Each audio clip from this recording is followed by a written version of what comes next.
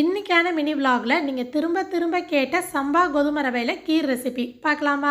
நாங்கள் தஞ்சாவூர் சைடு எவ்வளோ பேருக்கு விருந்து வச்சாலும் மோஸ்ட்லி இந்த கீர் பந்தியில் இருக்கும். எல்லா பொருளும் அளக்கிறதுக்கு ஒரே கப் எடுத்துக்கோங்க, கரெக்டாக வரும். இன்றைக்கி சம்பா கோதுமை ரவை அரை கப் அளவு எடுத்திருக்கேன். இதுவே நிறையா வந்துடும், 7-8 பேருக்கு தாராளமாக போதும்.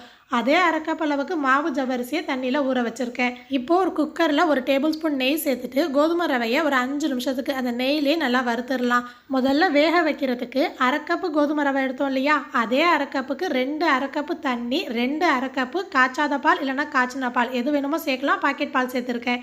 ஊற வச்சுருந்த ஜவ்வரிசியை அந்த தண்ணியோட அப்படியே சேர்த்துட்டு மூடி போட்டு 2 விசில் ஹை ஃப்ளேமில் வச்சுட்டு சிம்லேயே வச்சு ஒரே ஒரு விசில் விட்டு ஸ்டவ் ஆஃப் பண்ணிடலாம். இப்போ கம்ப்ளீட்டாக விசில் போனதுக்கப்புறம் ஓப்பன் பண்ணிங்கன்னா இந்த மாதிரி நல்லா வெந்து வந்திருக்கும். தண்ணியோட அளவு கரெக்டாக பார்த்துக்கோங்க. அதே மாதிரி 2 விசில் ஹை ஃப்ளேமில் போதும். அதுக்கு மேலே வச்சிங்கன்னா அடி பிடிச்சிரும்.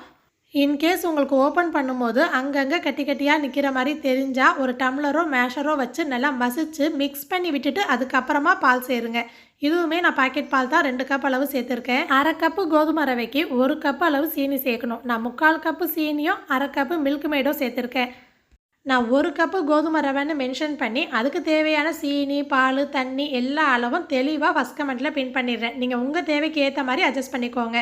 இன்னொரு பக்கம் தோல் எடுத்த 10 பாதாம், 10 முந்திரி ஃபஸ்ட்டு அரைச்சிட்டு அதுக்கப்புறம் கொஞ்சமாக பால் விட்டு நல்ல ஒரு பேஸ்ட்டாக அரைச்சிடலாம். அரை டீஸ்பூன் அளவு ஏலக்காய் தூளும் அரைச்சி வச்சுருந்த பாதாம் முந்திரி பேஸ்ட்டை சேர்த்தாச்சு. ஒன்று சிம்மில் இல்லைனா மீடியம் ஃப்ளேமில் வச்சுருக்கணும். அப்படி ஹை ஃப்ளேமில் வைக்கிறதா இருந்தால் கிட்டேயே நின்று கிளறிக்கிட்டே இருக்கணும், இல்லைனா அடி பிடிச்சிரும். கடைசியாக எவ்வளோ நெய் வேணுமோ சேர்த்துட்டு உங்களுக்கு இஷ்டமான முந்திரி திராட்சை போட்டு தாளித்து கொட்டிடலாம். அரை கப்பை எந்த அளவு வந்திருக்கு பார்த்தீங்களா?